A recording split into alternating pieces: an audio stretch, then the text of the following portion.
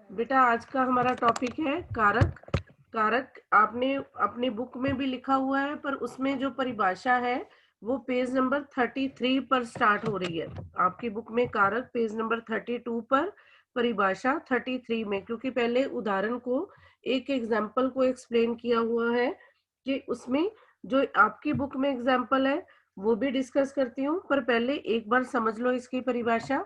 संज्ञा या सर्वनाम के जिस रूप से उसका संबंध वाक्य के अन्य पदों से विशेषकर क्रिया के साथ, जब वाक्य में जो संज्ञा या सर्वनाम प्रयुक्त हुए हैं वो संबंधित तौर से क्रिया के साथ अपना संबंध बनाते हैं तो उनको कारक कहते हैं। तो इन शब्दों से जिनके साथ ये संबंध जुड़ता है उन्हें कारकीय चिन्ह या परसर्ग या विभक्ति कहा जाता है। जैसे एग्जाम्पल दिया हुआ है, सिपाही ने चोर को डंडे से पीटा। यहाँ बेटा सर्कल किए हुए हैं सिपाही, चोर और डंडे। इस इन शब्दों के द्वारा अगर हम वाक्य को कंप्लीट करना चाहते हैं तो हमें विभक्ति या परसर्ग या कारकीय चिन्ह ने, को, से लगाना पड़ा है, तभी हमारी क्रिया जो है पीटा वो क्लियर हो रही है। तो इसके चिन्हों के साथ जिस वाक्य को कंप्लीट के व्याकरणिक इकाई के अनुसार कि जिन चिन्हों के द्वारा वाक्य को कंप्लीट किया जाता है उन्हें कारक कहते हैं। ने, को, से। अगर आपकी बुक में उदाहरण दिया हुआ है, मदन ने बिल्ली को डंडे से मारा, पेज नंबर 32 पर, उसमें भी यही एक्सप्लेन किया है। वहां पर भी ऐसे ही है सेम जैसे मैंने आपको सर्कल करके बताया है कि मदन, बिल्ली और डंडे। पर इन शब्दों को अगर हम ने, को, से नहीं लगाएंगे तो वाक्य जो है क्रिया के साथ नहीं जुड़ पाएगा। मारा शब्द बुक के पेज नंबर 32 पर।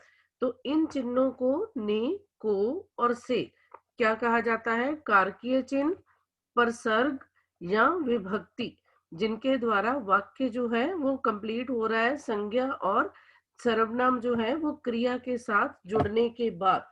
अब कारक के भेद, हिंदी में कारक के 8 भेद हैं। बुक में आपकी पेज नंबर 33 पर 6 भेद लिखे हैं। उसको सभी स्टूडेंट एक बार से रीराइट करोगे, जहां पर लिखा हुआ है कि हिंदी में कारक के 6 भेद हैं, उसको 6 की जगह 8 करोगे। बेटा उस दिन भी आपको करवाया था कि वहां 6 की जगह 8। अब सबसे पहले जब हमने इनके नाम करने हैं तो कर्ता कारक, कर्म कारक, करण कारक, संप्रदान, अपादान, संबंध, अधिकरण और संबोधन। बुक में आपके बेटा सभी कारक दिए हुए हैं पेज नंबर 33 और 34 पर। जो 2 कारक अलग से लिखे हुए हैं, संबंध और संबोधन, वो भी इसी के साथ हैं। तो कारक के 8 भेद, 8 भेद के साथ इनके विभक्ति चिन्ह या परसर्ग भी दिए हुए हैं। कर्ता ने कर्म को करण से, संप्रदान के लिए अपादान से, अधिकरण में और पर, और संबंध का, के, की, रा, रे, री, और संबोधन हे और अरे। अब सबसे पहले हमने कौन सा कारक करना है? कर्ता कारक। शब्द के जिस रूप से क्रिया के करने वाले का पता चले, कि शब्द के जो वाक्य में कार्य को करने वाला, कि जो भी व्यक्ति या जिस भी व्यक्ति के द्वारा कार्य किया जा रहा है, जब उसका पता चले तो उसे कर्ता कारक कहते हैं। कार्य को करने वाले को कर्ता कारक। अब इसमें कर्ता ने हमने पहले विभक्ति चिन्ह किया है, तो परसर्ग या विभक्ति चिन्ह ने। दीपक ने पत्र लिखा। पर कई बार विभक्ति चिन्ह जो है वो अलोप होता है, कि विभक्ति चिन्ह नहीं होता, तब भी कर्ता के द्वारा पहचाना जा सकता है कि ये कर्ता कारक है। अगर सेकंड वाक्य में लिखा हुआ है कि दीपक पत्र लिखता है, इसमें ने नहीं है, फिर भी कारक सेम। कि अगर वह वाक्य आ रहा है बच्चे ने पतंग फाड़ डाली, तो ने शब्द को पहचानने के बाद कर्ता कारक। पर अगर ने नहीं आता, माँ बच्चे को पढ़ा रही है, तो माँ कर्ता कारक, ने शब्द नहीं होने पर भी। नेक्स्ट है कर्म कारक, जिसमें कर्म को, कि कर्म को पहचानने के लिए विभक्ति चिन्ह को, कर्ता के द्वारा की गई क्रिया का फल जिस पर पड़े, कि कार्य जो है, जो किया जा रहा है, कि जिस संज्ञा द्वारा क्रिया का फल जिस पर पड़ता है उसे कर्म कारक कहते हैं। पर सर्ग या विभक्ति चिन्ह को, श्री राम ने रावण को मारा, यहाँ रावण को विभक्ति चिन्ह तो कर्म कारक। पर अगर कई बार को शब्द नहीं होता पर वाक्य में कर्म होता है, तब भी कर्म कारक कैसे पहचानना है? माली ने पौधे लगाए, कि माली के द्वारा क्या कार्य किया जा रहा है? पौधे लगाने का। अगर वाक्य हो बच्चों ने नृत्य किया, अब यहाँ पर बच्चों ने पर कोई शब्द नहीं है, कि क्या कार्य किया जा रहा है, उनसे उनके द्वारा कौन सा कर्म हो रहा है? नृत्य। बच्चों ने नृत्य किया। उसने पुस्तकों को फाड़ दिया, पुस्तकों को शब्द लगा हुआ है विभक्ति चिन्ह, तो उसने कौन सा कर्म? पुस्तकों को, कर्म कारक, पुस्तकों को फाड़ दिया। नेक्स्ट है हमारा थर्ड जो कारक का भेद है वो करण कारक। करण जिसमें से विभक्ति चिन्ह, के कर्ता या जिस साधन से क्रिया की जाती है, कि जिसमें जो संज्ञा जो है वो इंस्ट्रूमेंट के रूप में, साधन के रूप में प्रयोग होती है, उसे करण कारक कहते हैं। इसमें विभक्ति चिन्ह से या के द्वारा, इसमें से या के द्वारा इस बात को स्पष्ट किया जाता है कि करण कारक के किस साधन के द्वारा कार्य हुआ है।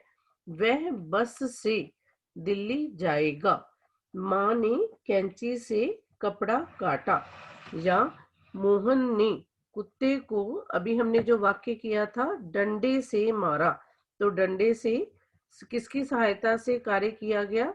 तो डंडे से करण कारक। वह तलवार से युद्ध कर रहा था, तो तलवार से करण कारक, जिसमें जिसकी सहायता से कार्य किया जाता है। नेक्स्ट है संप्रदान कारक।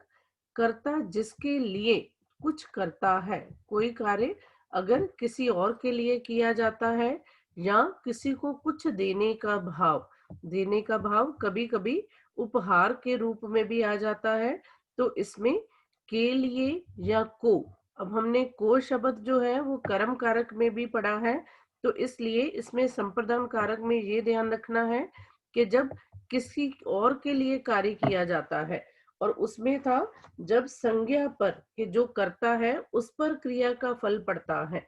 दोनों में डिफरेंस वाक्य को पढ़ने के बाद आपको ये क्लियर हो जाएगा। वह राहुल के लिए मिठाई लाया, तो किसी और के लिए कुछ करने का भाव।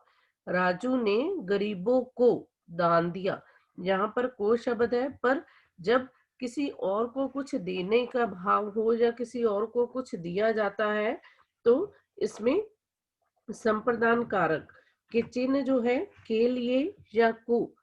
अगर राजू ने गरीब को पीटा, तो ये कर्म कारक होता, क्योंकि सिर्फ इसके द्वारा कार्य किया जा रहा है, क्योंकि कर्म में सिर्फ संज्ञा पर क्रिया का फल पड़ता है, इसलिए को होने पर भी अगर देने का भाव नहीं आ रहा तो वो संप्रदान कारक नहीं होगा।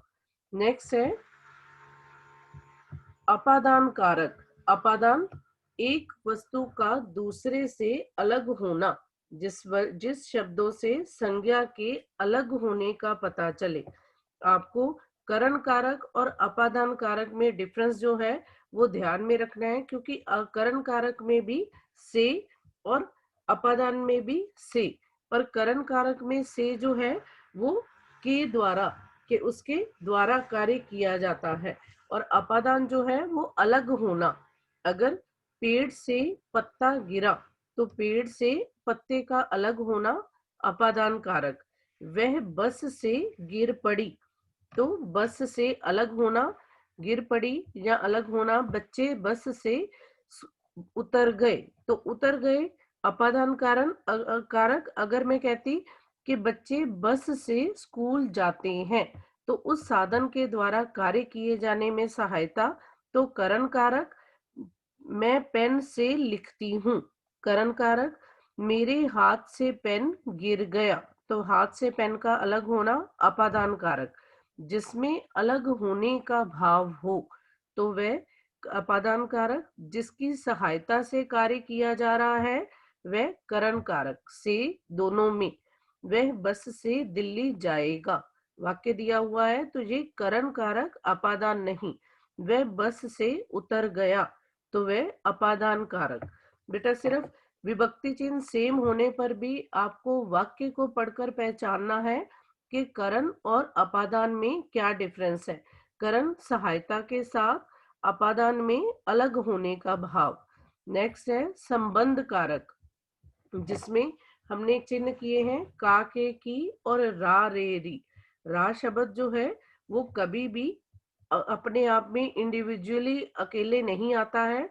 ये मेरा, मेरे, मेरी इस प्रकार से प्रयोग होता है। व्यक्ति या वस्तु का संबंध शब्द से क्लियर हो रहा है, किसी के साथ रिलेशन। तो जहां पर किसी व्यक्ति का किसी और वस्तु के साथ, जहां दो संज्ञाएं आपस में जुड़ती हैं, उनका आपस में संबंध पता चलता है, तो वह संबंध कारक कहलाता है।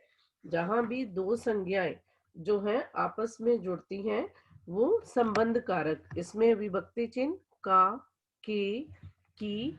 रा शब्द का अर्थ है मेरा, मेरे, मेरी। तो यहाँ उदाहरण है, चिंटू के पिताजी आए हैं। तो चिंटू का संबंध पिताजी के साथ, तो इसलिए चिंटू के, का, के, की। मेरी किताब अच्छी है।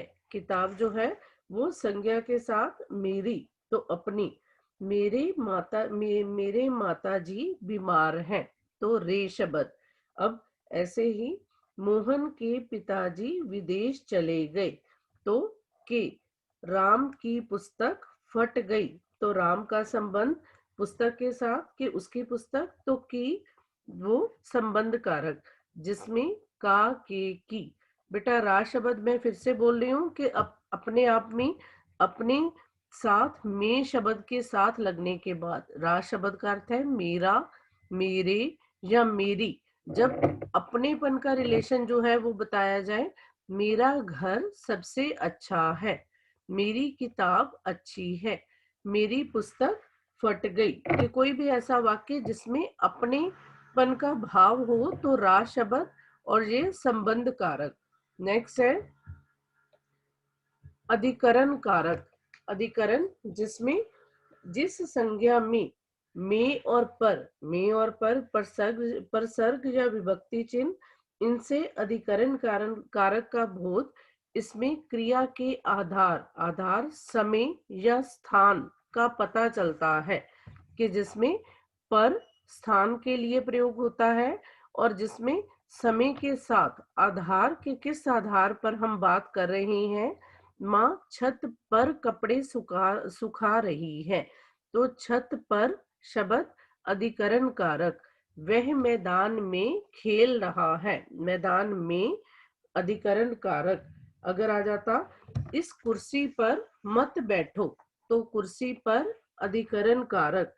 घर में सब लोग उपस्थित हैं, अधिकरण कारक। ऊपर घर में, छत के ऊपर, अब पर के साथ ऊपर ऊल भी साथ में लग जाता है, तब भी अधिकरण कारक। के छत के ऊपर हवाई जहाज उड़ रहा है, तो ऊपर शब्द भी अधिकरण कारक, जिसमें समय और स्थान के बारे में बताया जाए। लास्ट है आठवां भेद हमारा संबोधन कारक।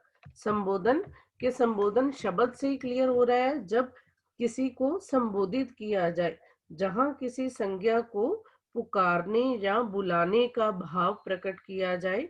हे, अरे, जिसमें रे शब्द भी आ सकता है, जैसे हे प्रभु हम पर कृपा रखना, पर इसके साथ हमेशा विस्मय सूचक चिन्ह, कि आपने देखा होगा साथ ही लिखा हुआ है एक्सक्लेमेटरी चिन्ह जो है वो जरूर आता है। इसके बिना वाक्य जो है वो अधूरा होगा। अगर आपको कहा जाए कि वाक्य में संबोधन कार्य प्रयोग करके वाक्य को दोबारा से लिखें। तो विस्मय सूचक चिन्ह लगाने के बाद हे प्रभु हम पर कृपा रखना, अरे सड़क पर मत खेलो, जैसे अरे बच्चों इधर आओ, सावधान सामने खतरा है। विस्मय सूचक चिन्ह लगाने के बाद इन वाक्यों को कंप्लीट किया जाता है। बेटा कारक के 8 भेद और इन 8